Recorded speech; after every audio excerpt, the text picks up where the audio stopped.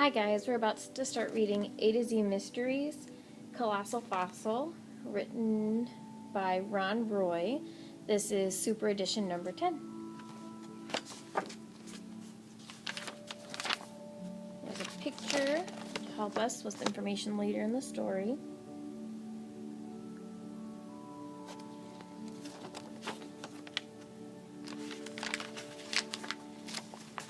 And I'll show you the picture before I start reading chapter 1.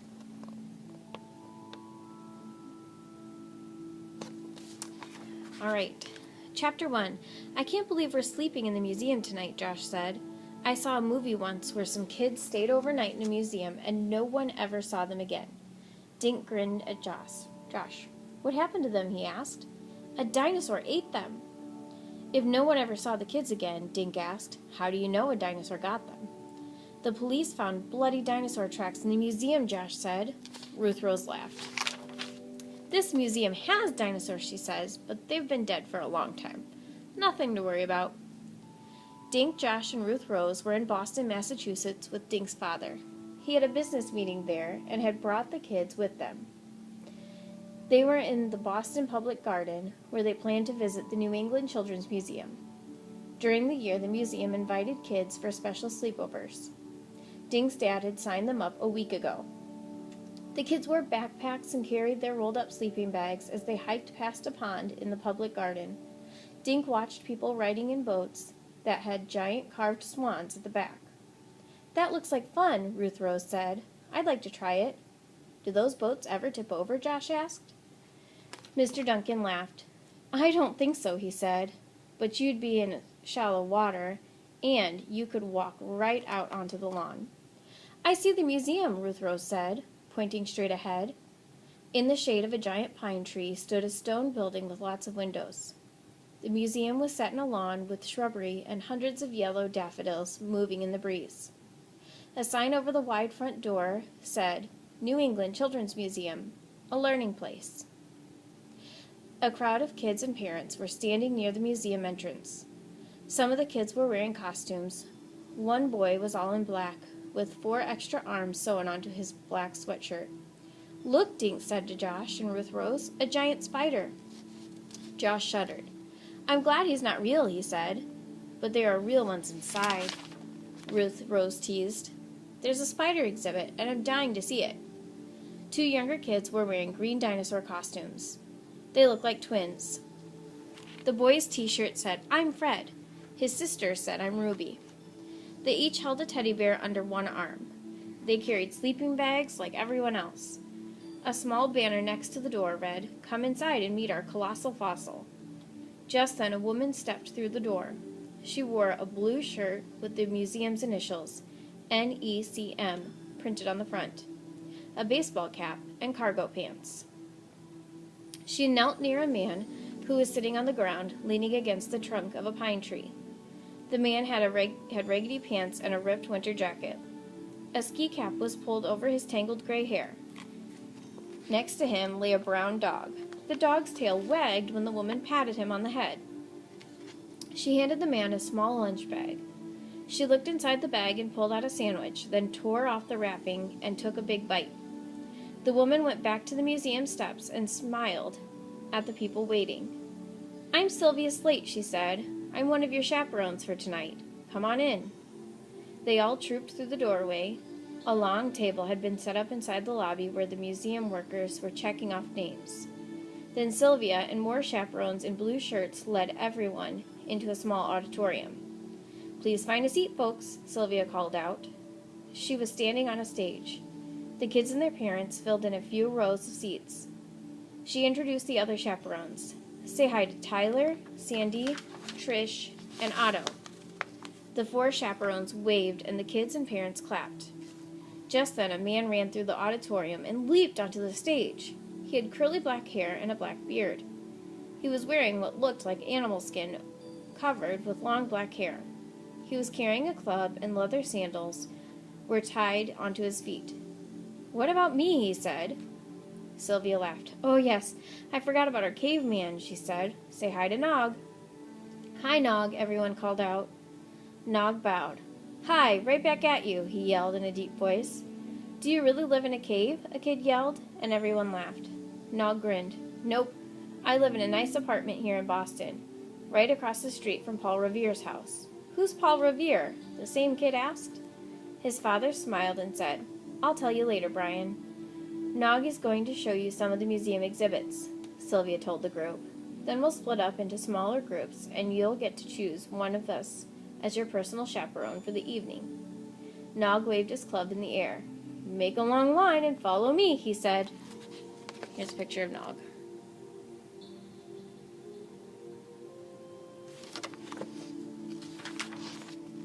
Leave your sleeping bags and backpacks here, Sylvia called out.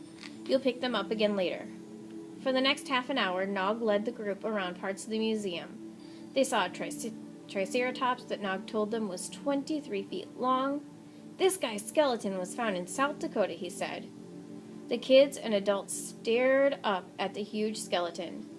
No touching, Nog called out when little Fred put a finger on the skeleton's leg.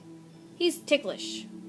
Nog took them past a room where small animals lived. Another room on the tour was filled with birds in cages. A few of the birds were sleeping, but most were cheeping and chirping. Look, butterflies, one kid yelled when Nog showed them a huge room filled with flowers and trees. Thousands of colorful butterflies flew about. They saw a room where you could study gems under microscopes. A sign on the window said, What makes you sick? Come in and learn. And here's our spider room, Nog said. He grinned through his thick beard. I hope you don't all have nightmares tonight. They looked through a large window and saw a bunch of cages. In one cage, a big tarantula clung to the wire. Can we go in? Ruth Rose asked. My friend Josh just loves spiders. You can do that later with your chaperone, Nog said. Now it's time to get a snack. But before we do, I want you to come and meet Spino. I hope Spino isn't another spider, Josh whispered to Dink. Spino is our colossal fossil, Nog said, and he led them to a tall room with windows near the ceiling. Dink felt a breeze. He thought he could smell the flowers outside the building.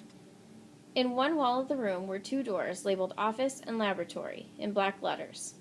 The laboratory door was partly open, and Dink saw a man inside peering through a microscope. In the middle of the tall room was a roped-off area. Behind the rope stood the partly constructed skeleton of a dinosaur. It had a long neck and tail. Plastic plants and painted cardboard rocks made the ground under the skeleton look like a riverbed. There was even artificial water, which Dink thought was probably plastic painted to look like a river. This is Spino, Nog told the group. Real name, Spinosaurus. He was found by a farmer in Africa. Spino is awesome, one of the kids said. Nog pointed his club at the skeleton. He certainly is, he said. This colossal fossil walked on Earth millions of years before people did, so I never had to worry about getting eaten by a dinosaur. They all gawked at the enormous dinosaur. The museum scientists haven't finished putting the skeleton together yet, Nog went on. The rest of the bones are still packed in those crates, and he pointed to several large wooden boxes. A few workers were pulling out bones and laying them on the floor. Two other workers stood on ladders, doing something to the dinosaur's neck. What are those steel poles for? Dink asked. The poles hold the skeleton up, Nog answered. Without them, it might fall over. When the workers are done, Spino will stand balanced on his hind legs and tail. Then, some of the poles will be removed. They watched a man climb a ladder. He stepped onto one of the wood planks that ran between two more ladders. The man stretched a tape measure along one of the dinosaur's ribs, then wrote something in a notebook. Why do you call him Spino? A girl asked. These dinosaurs had tall spines growing out of their backs, sort of like a snail, Nog explained. He pointed to an artist's drawing of Spinosaurus, the way it might have looked when it was alive. The drawing showed Spinosaurus standing at the edge of a river. The artist had painted other prehistoric animals into the scene, but Spino was the biggest. Next to the drawing, a small sign read, Meet Spino, a truly colossal fossil.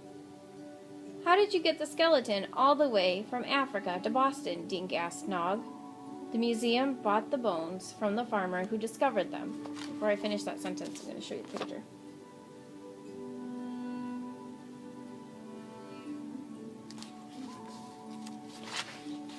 on his land, Nog explained. Then our scientists joined their scientists to dig it all up. Put it in special crates to ship it here. The whole operation was very expensive. You paid money for old bones? Josh asked. Nog smiled. Yep, he said, a lot of money. And that's why our museum workers are being so careful as they put Spino together. This is a very valuable dinosaur. He's so big, Ruth Rose said. Yes, even larger than the T-Rex, Nog said. See his skull? Looks sort of like a crocodile's, doesn't it? His long jaws and sharp teeth helped Spino catch fish and other small creatures he liked to eat. Small creatures like you, Dink whispered into Josh's ear. Alright guys, thank you so much. See you next time for Chapter 2.